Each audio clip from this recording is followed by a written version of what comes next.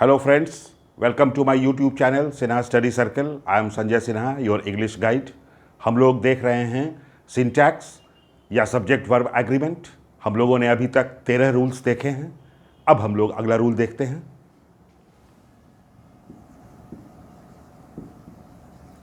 Rule number 14। Some या some of, all या all of, most या most of, plenty of,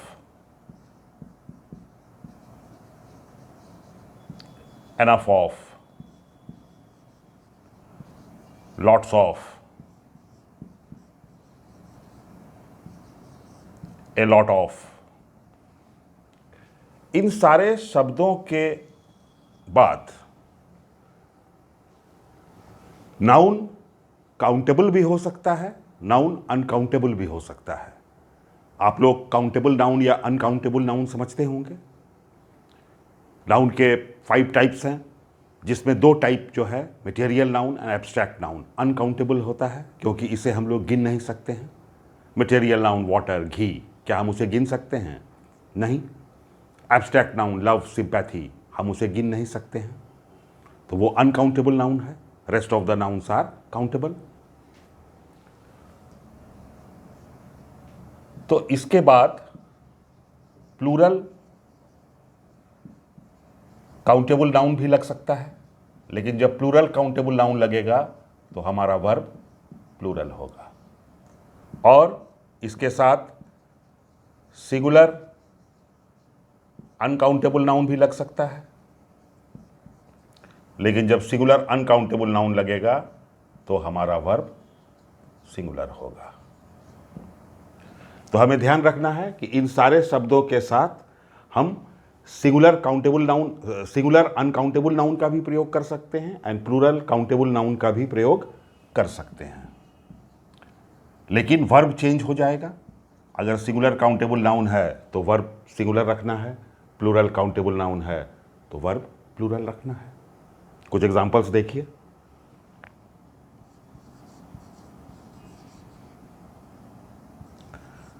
most of the students, students को हम लोग गिन सकते हैं, इसलिए काउंटेबल नाउन है, इसलिए हमने रखा प्लूरल। तो प्लूरल रखा तो हमारा वर्ब क्या हो जाएगा? Plural. Are absent today.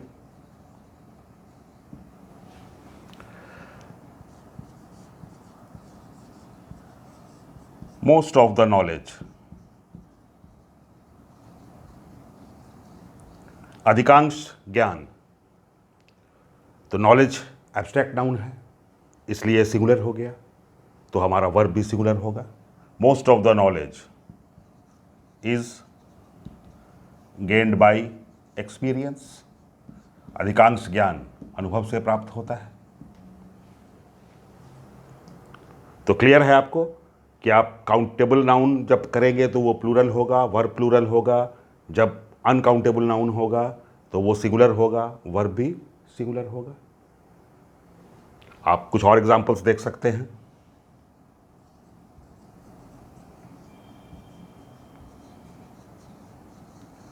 Some money is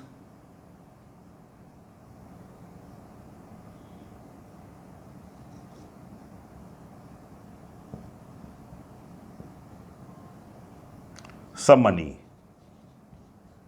is wasted.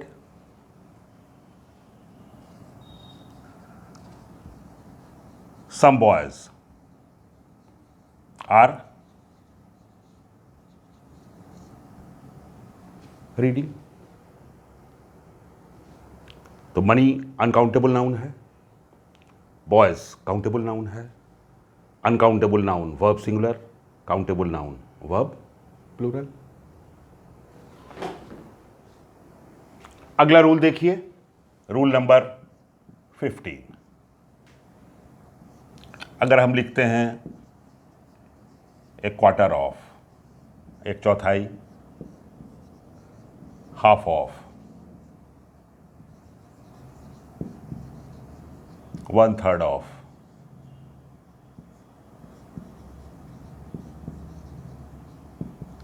2/3 of,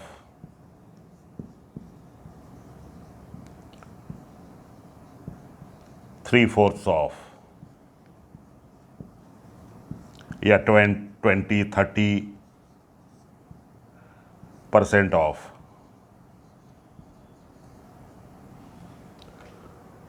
तो यहां पर 1 था इसलिए हमने थर्ड लिखा था, लेकिन जब 2 है तो हमने थर्ड्स लिखा, जब 3 है तो हमने फोर्थ्स लिखा।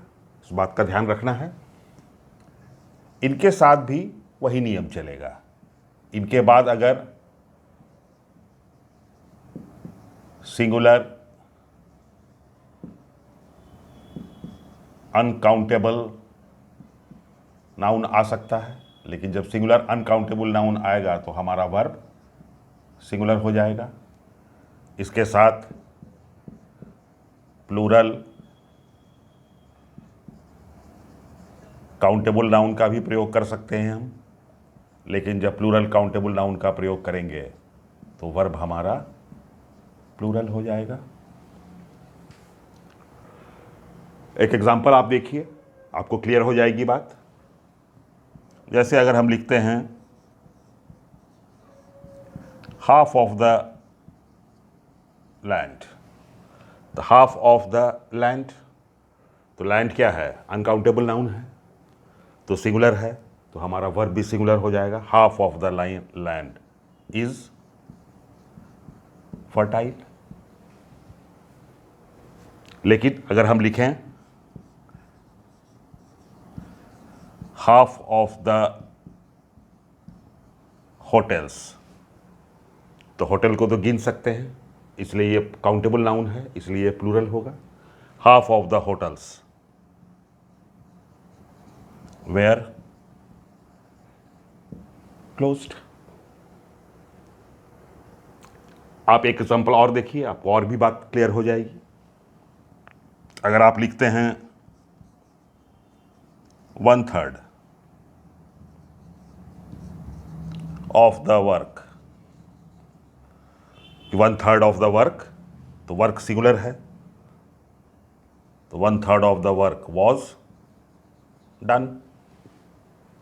लेकिन अगर आप लिखिएगा कि 1/3 ऑफ द स्टूडेंट्स, तो स्टूडेंट्स काउंटेबल नाउन है, इसलिए आपका वर्ब प्लूरल हो जाएगा। 1/3 of the students have past. तो आपको ध्यान रखना है कि आप दोनों तरह का नाउन इस्तेमाल कर सकते हैं इन सारे शब्दों के साथ। अनकाउंटेबल नाउन होगा तो वो सिंगुलर होगा, काउंटेबल नाउन होगा तो वो प्लूरल होगा। अगर नाउन सिंगुलर होगा तो डेफिनेटली वर्ब सिंगुलर होगा, नाउन प्लूरल होगा तो वर्ब प्लूरल होगा। हम लोग अपना अगला रूल देखें, रूल नंबर 16। 3 स्ट्रक्चर बन सकता है। एक स्ट्रक्चर है more than one plus noun singular plus verb singular. एक दूसरा स्ट्रक्चर बन सकता है मोर देन 2, 3, 4, कुछ भी लिख सकते हैं आप, plus noun plural plus verb plural. एक तीसरा स्ट्रक्चर भी बन सकता है कि more plus plural noun plus than one plus verb plural. एक एक एग्जाम्पल देखिए, आपको बात समझ में आ जाएगी। एग्जाम्पल देखिए, more than one room in the hotel was vacant, खाली था। एक से ज़्यादा रूम होटल में खाली था। तो more than one, noun singular, verb singular. इसी तरह से अगर हम लिखें कि मोर देन टू, दो से ज़्यादा रूम खाली थे होटल में, तो मोर देन टू तो नाउन प्लूरल हो जाएगा, मोर देन टू रूम्स। तब हमको लिखना पड़ेगा वेयर वैकेंट, कि होटल में दो से ज़्यादा रूम खाली थे। एक स्ट्रक्चर ऐसा भी हो सकता है कि नाउन को आप पहले ले आएं। ऐसा अगर लिखना होगा तो आप क्या लिखेंगे? More rooms than one. More plus plural noun than one, और तब आपका वर्ब प्लूरल हो जाएगा कि more rooms than one were vacant. Hope आप लोगों को कंसेप्ट अच्छी तरह से समझ में आ रहा होगा। अगला रूल आप देखें, रूल नंबर 17।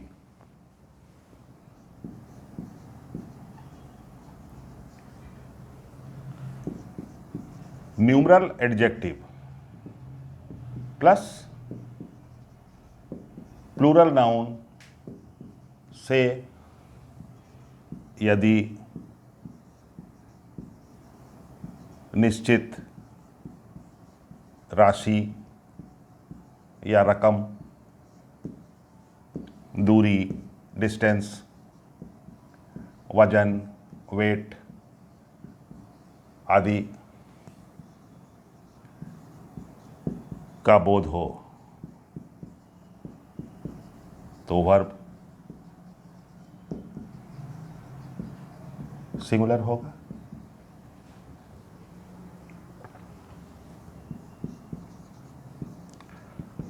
टेन किलोमीटर्स एक निश्चित दूरी है, is not a very long distance. तो 10 किलोमीटर्स है न्यूमरल एडजेक्टिव जिसको गिना जा सके। तो 10 किलोमीटर, तो किलोमीटर्स हमने लिखा, लेकिन हमारा वर्ब सिंगुलर होगा, इसलिए हमें इज लिखना पड़ा।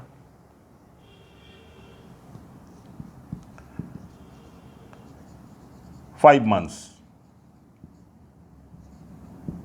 Is a long time. 5 महीना एक लंबा समय है, तो 5 months is a long time. लेकिन एक और स्थिति है, लेकिन यदि इससे अलग अलग यूनिट का बोध हो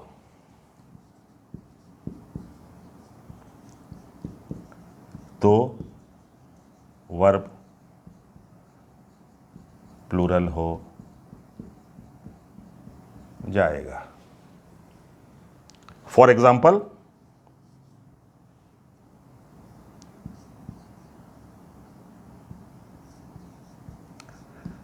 ₹50। तो अगर यह स्थिति होगी कि एक निश्चित राशि का बोध होगा तो हम क्या लिखेंगे? ₹50 इज नॉट अ बिग सम, कोई बड़ी राशि नहीं है। लेकिन अगर आपको लिखना पड़े कि ₹50 where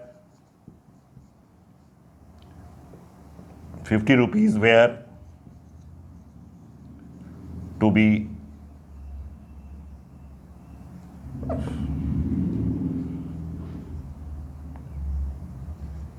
distributed among the boys, कि 50-50 रुपया बच्चों के बीच वितरित करना है। तो 50-50 रुपये का बहुत सारा यूनिट हो जाएगा। एक यूनिट एक बच्चे को मिलेगा, दूसरा यूनिट दूसरे बच्चे को मिलेगा। तो यहाँ पर एक निश्चित राशि का बोध नहीं हो रहा है, बल्कि अलग अलग यूनिट का बोध हो रहा है। इसलिए हमारा वर्ब प्लूरल हो जाएगा। आपने लिखा 5 months is a long time, लेकिन अगर हम ऐसा लिखें कि 5 months have passed since I came here, कि जब मैं यहां आया तब से हमारे ये 5 महीने बीत गए।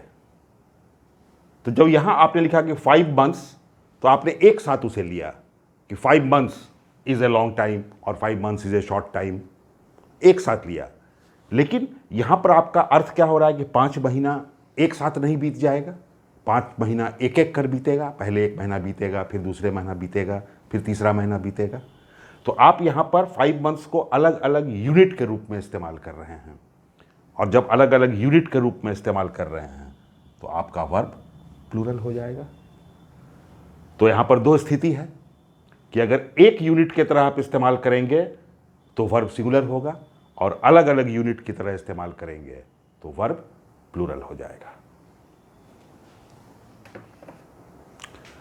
अगला रूल आप देखिए, रूल नंबर 18। नो के साथ भी हम 3 तरह का स्ट्रक्चर ले सकते हैं। No plus singular uncountable noun plus verb singular, ये एक स्थिति हो सकती है। दूसरी स्थिति हो सकती है कि no plus singular countable noun plus verb singular. और एक तीसरी स्थिति भी हो सकती है जब no plus plural countable noun plus verb plural. आप एक एग्जाम्पल के द्वारा देखिए, बात आपको तुरंत समझ में आ जाएगी। No work singular uncountable noun verb singular, no work was done. दूसरा एग्जाम्पल देखिए, नो पेन।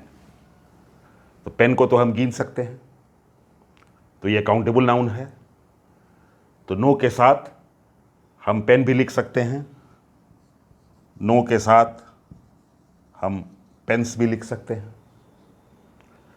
तो जब पेन लिखेंगे तो सिंगुलर काउंटेबल नाउन होगा, तो हमारा वर्ब सिंगुलर हो जाएगा। नो पेन वॉज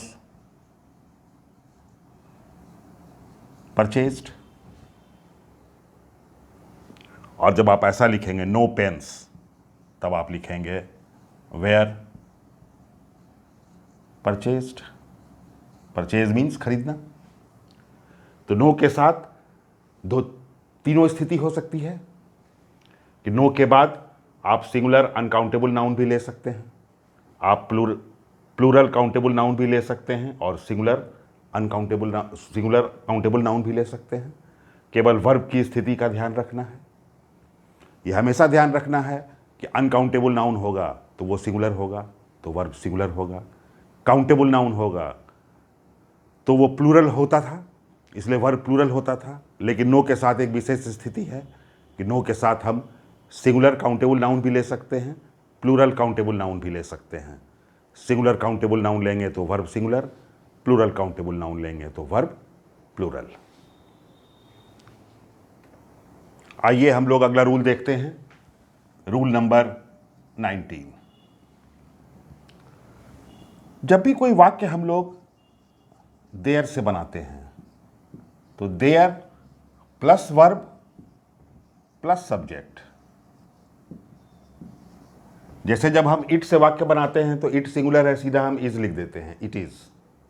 लेकिन देयर में वर्ब के बाद वाला सब्जेक्ट होता है, और ये सब्जेक्ट अगर सिंगुलर होगा तो ये वर्ब आपका सिंगुलर हो जाएगा, और ये सब्जेक्ट अगर प्लूरल होगा तो ये वर्ब आपका प्लूरल हो जाएगा।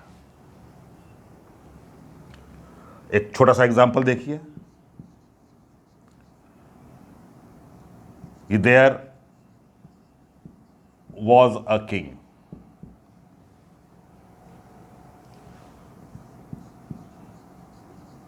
There were two kings. तो एक किंग सिंगुलर था, इसलिए यह वर्ब सिंगुलर हो गया। जब आपने लिखा टू किंग्स तो ये प्लूरल हो गया, इसलिए ये वर्ब प्लूरल हो गया। एक एग्जांपल आप और देखिए, आप खुद बनाइए इसको।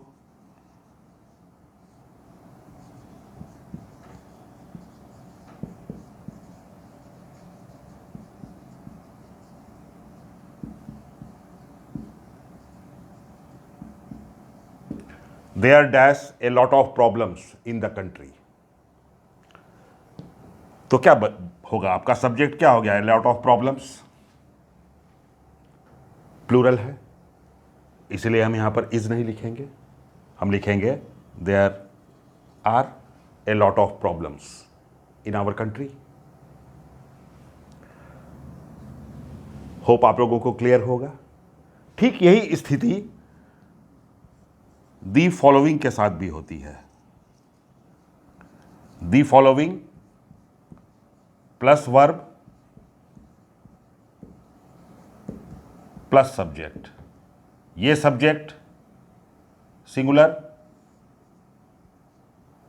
ये वर्ब सिंगुलर, ये सब्जेक्ट प्लूरल, ये वर्ब प्लूरल। एक एग्जांपल देखिए आप,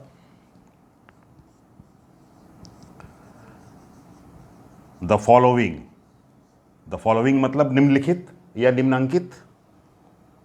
the following is the weather report. Weather का रिपोर्ट निम्नलिखित है, तब हमारा सब्जेक्ट क्या हो गया, द वेदर रिपोर्ट। ये सिंगुलर है, इसलिए ये वर्ब सिंगुलर हो गया। और अगर ये सब्जेक्ट प्लूरल हो जाए तो ये वर्ब प्लूरल हो जाएगा। दी फॉलोइंग डैश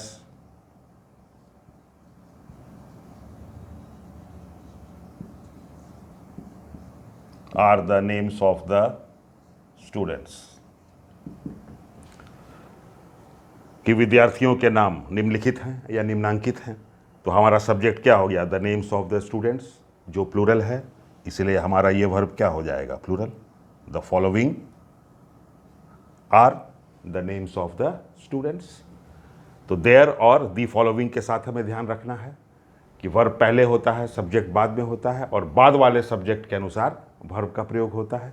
बाद वाला सब्जेक्ट अगर सिंगुलर है तो हमारा वर्ब सिंगुलर होगा, बाद वाला सब्जेक्ट अगर प्लूरल है तो हमारा वर्ब प्लूरल होगा। होप आप लोगों को सिंटैक्स के ये सारे रूल्स अच्छी तरह से समझ में आ रहे होंगे।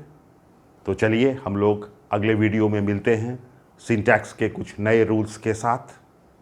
तब तक के लिए पढ़ते रहिए, पढ़िए, खूब पढ़िए, एक जिद के साथ पढ़िए कि आपको ज़िंदगी में कुछ करना है, अपनी दुनिया बदलनी है। Thank you very much for watching my video. Stay healthy, be blessed, and don't forget to like, share and subscribe my channel.